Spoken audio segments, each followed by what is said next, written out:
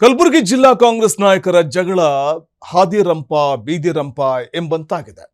ಶಾಸಕ ಎಂವೈ ಪಾಟೀಲ್ ಪುತ್ರ ಅರುಣ್ ಕುಮಾರ್ ಮೇಲಿನ ಅಸಮಾಧಾನದ ವಿಚಾರ ಈಗ ಸಿಎಂ ಸಿದ್ದರಾಮಯ್ಯನವರೆಗೂ ಕೂಡ ತಲುಪಿದೆ.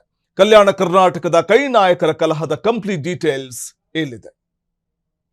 ಗೆದ್ದ ಬಳಿಕ ಆದರೂ ಸ್ವಲ್ಪ ಸುಧಾರಣೆ ಆಗ್ತಾರೆ ಅಂತ ನಾವು ಭಾವಿಸ್ಕೊಂಡಿದ್ದೇವೆ. ಅರುಣ್ ಪಾಟೀಲ್ ಅವರು ಸುಧಾರಣೆ ಆಗುವಂತ ಸ್ಥಿತಿಗಿಲ್ಲ.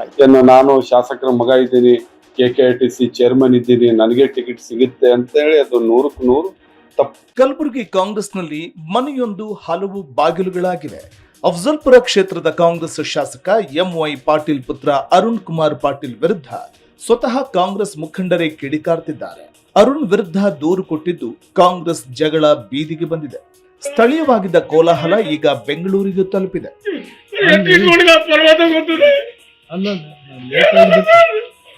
ನಿಮ್ಮ ಕಡೆಯಿಂದ ಪೂಜೆ ಮಾಡಬೇಕಂತ 6 ತಿಂಗಳು ಕೈದಿಲ್ಲ. ನೀವು ರೊಕ್ಕ ಕೇಳಿಲ್ಲ ಏನು ಮಾಡಲ್ಲ, ನೀವು ಏನು ಕೇಳಿಲ್ಲ ಏನು ದಯವಿಟ್ಟು ತ್ರಾಸ ಕೊಡ್ತೀರಿ ನಾನು ಕಂಡಿಲ್ಲ. ಇಂದು ಮಾಜಿ ಸಚಿವ ಮಾಲಿಕಯ್ಯ ಗುತ್ತೇದಾರ್ ಅವರು ಸಿಎಂ ಸಿದ್ದರಾಮಯ್ಯ ಅವರನ್ನ ಭೇಟಿ ಮಾಡಿ ಅಫ್ಜಲ್ಪುರದ ಘಟನೆಗಳ ಬಗ್ಗೆ ಮಾಹಿತಿ ನೀಡಿದ್ದಾರೆ. ಈ ಹಿಂದೆ ಅರುಣ್ ಕುಮಾರ್ ಪಾಟೀಲ್ ವಿರುದ್ಧ ಮಾಲಿಕಯ್ಯ ಗುತ್ತೇದಾರ್ ಮತ್ತು ಕಾಂಗ್ರೆಸ್ ಮುಖಂಡ JM ಕೊರಬು ವಾಗ್ದಾಳಿ ನಡೆಸಿದ್ರು. ಇಬ್ಬರು ನಾಯಕರು ಸಿಎಂ ಭೇಟಿ ಮಾಡಿರುವುದು ಕುತೂಹಲ ಮೂಡಿಸಿದೆ.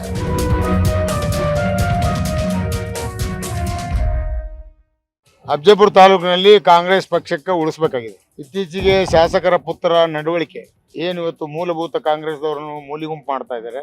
ಅಹಿಂದ ನಾಯಕರನ್ನು ಯಾವುದೇ ನಾಮನಿರ್ದೇಶನದಲ್ಲಿ ಕೂಡ ಅವಕಾಶ ಕೊಡದೆ ಕೇವಲ ತಮ್ಮ ಸಮಾಜಕ್ಕೆ ಸೀಮಿತವಾದಂಥ ಮತ್ತು ಅವ್ರ ಚೇಲಾಗಳು ಸಮಾಜ ಅಂದವರು ಕೂಡ ಅದರನ್ನು ಟ್ಯಾಲೆಂಟ್ ಅರ ಲಿಂಗಾಯತರು ನಾವು ಯಾರಿಗೂ ವಿರುದ್ಧಿಲ್ಲ.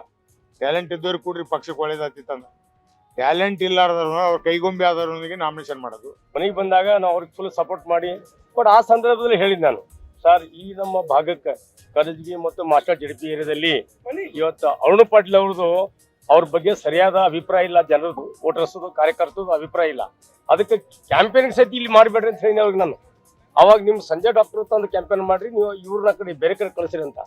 ಮತ್ತು ಅದಾದ ನಂತರ ಗೆದ್ದ ಬಳಿಕ ಆದರೂ ಸ್ವಲ್ಪ ಸುಧಾರಣೆ ಆಗ್ತಾರೆ ಅಂತ ನಾವು ಭಾವಿಸ್ಕೊಂಡಿದ್ದೇವೆ. ಅರುಣ್ ಪಾಟೀಲ್ ಅವರು ಸುಧಾರಣೆ ಆಗುವಂತ ಸ್ಥಿತಿಗಿಲ್ಲ. ಇನ್ನು ಮಾಲಿಕಯ್ಯ ಗುತ್ತೇದಾರ್ ಆರೋಪಗಳಿಗೆ ಅರುಣ್ ಕುಮಾರ್ ಪಾಟೀಲ್ ಪ್ರತಿಕ್ರಿಯೆ ನೀಡಿದ್ದಾರೆ. ಯಾವುದೇ ಕೆಲಸಗಳಲ್ಲಿ ಹಸ್ತಕ್ಷೇಪ ಮಾಡಿಲ್ಲ.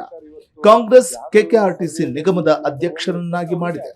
ಸುಮ್ಮನೆ ಆರೋಪ ಮಾಡ್ತಿದ್ದಾರೆ ಎಂದು ತಿರುಗೇಟು ಕೊಟ್ಟರು. KKRTC ಚೇರ್ಮನ್ ಇದ್ದೀನಿ, ನನಗೆ ಟಿಕೆಟ್ ಸಿಗುತ್ತೆ ಅಂತ ಹೇಳಿ ಅದು 100ಕ್ಕೆ 100 ತಪ್ಪು. ಇಲ್ಲ, ಯಾವಾಗ್ಲೂ ನೋಡಿ, ಹಿಂದೆ ಒಂದು ಯಾವ್ದು ಪಕ್ಷದಲ್ಲಿ ಇದ್ದೀವಿ ಆ ಪಕ್ಷಕ್ಕೆ ನಾವು ನಿಷ್ಠೆ ಅಂತ ಇದ್ದೀವಿ. ಇವಾಗನು ಈ ಪಕ್ಷ ಕಾಂಗ್ರೆಸ್ ಅಲ್ಲಿ ಇದ್ದೀವಿ, ಈ ಕಾಂಗ್ರೆಸ್ ಅಲ್ಲಿ ಇದ್ದೀವಿ, ನಿಷ್ಠೆಯಾಗಿ ಇದ್ದೀವಿ. ಅದೇನಿಲ್ಲ ನೋಡ್ರಿ. ಅವ್ರಿಗೆ ಯಾಕಂದ್ರೆ ಇಂತ ಒಂದು ಸುಮಾರು 6 ಬಾರಿ ಶಾಸಕರಾಗಿ ಅನೇಕ ಹುದ್ದೆಗಳನ್ನ ಅಲಂಕರಿಸಿಕೊಂಡು ಅವರು ಈ ತಳಮಟ್ಟಕ್ಕೆ ಇಳಿಬಾರ್ದು ಅಂತ ನಮ್ಮ ಇದು. ಯಾಕಂದ್ರೆ ಅನೇಕ ನಮ್ಮಂತ ಯುವಕರನ್ನ ಅವರು ಬೆಳೆಸ್ಬೇಕು, ಆಕ್ಚುಲಿ ಬೆಳೆಸ್ಬೇಕು.